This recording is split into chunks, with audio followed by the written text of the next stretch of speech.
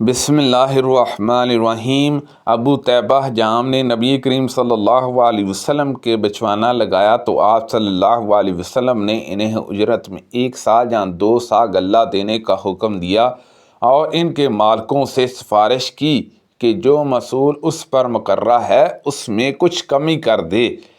نبی کریم صلی اللہ علیہ وسلم نے بچوانہ لگوایا اور بچوانہ لگانے والے کو اجرت بھی دی۔ اگر بچوانہ لگوانا ناجائز ہوتا تو آپ صلی اللہ علیہ وسلم نہ بچوانہ لگواتے نہ اجرت دیتے۔ نبی کریم صلی اللہ علیہ وسلم نے بچوانہ لگوایا اور بچوانہ لگوانے والے کو اجرت بھی دی۔ اگر اس میں کوئی کراہت ہوتی تو آپ کا ہے کو دیتے۔ نبی کریم صلی اللہ علیہ وسلم نے بچوانہ لگوایا اور آپ کسی کے مزدوری کے معاملے میں کسی پر ظلم نہیں کرتے تھے۔ نبی کریم صلی اللہ علیہ وسلم نے ایک بچوانہ لگوانے والے غلام ابو طیبہ کو بلایا۔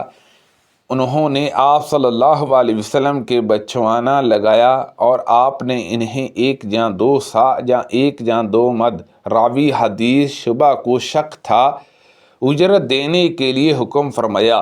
آپ صلی اللہ علیہ وسلم نے ان کے مالکوں سے بھی ان کے بارے میں سفارش فرمائی تو ان کا خراج کم کر دیا گیا۔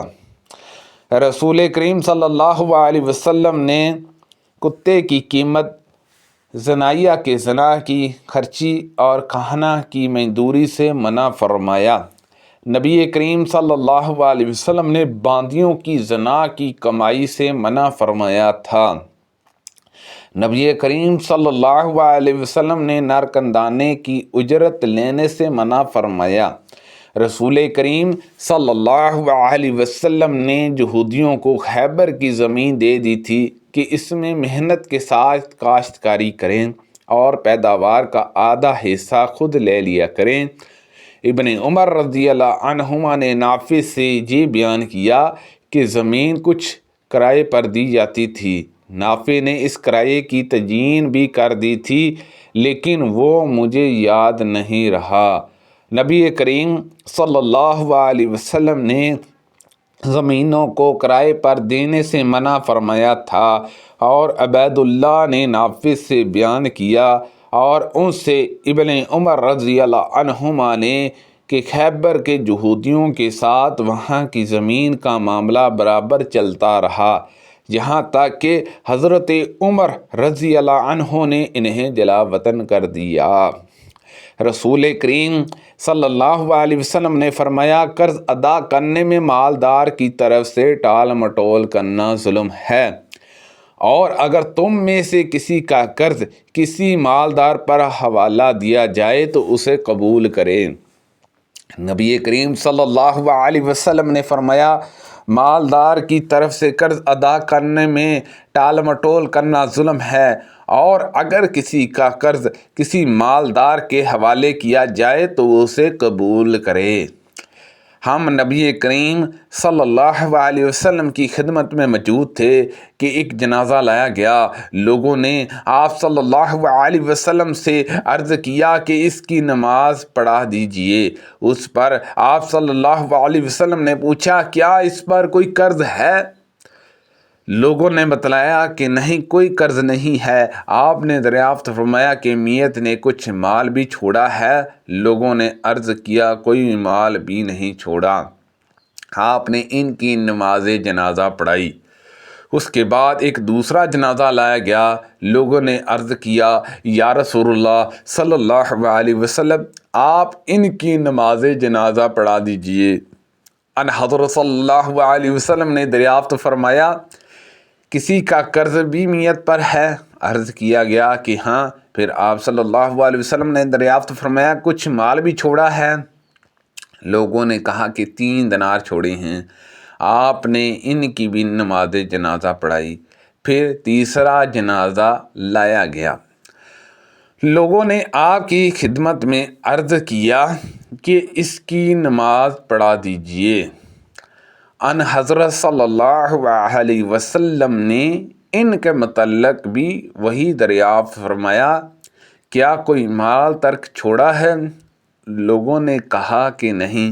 آپ صلی اللہ علیہ وسلم نے دریافت فرمایا اور اس پر کسی کا قرض بھی ہے؟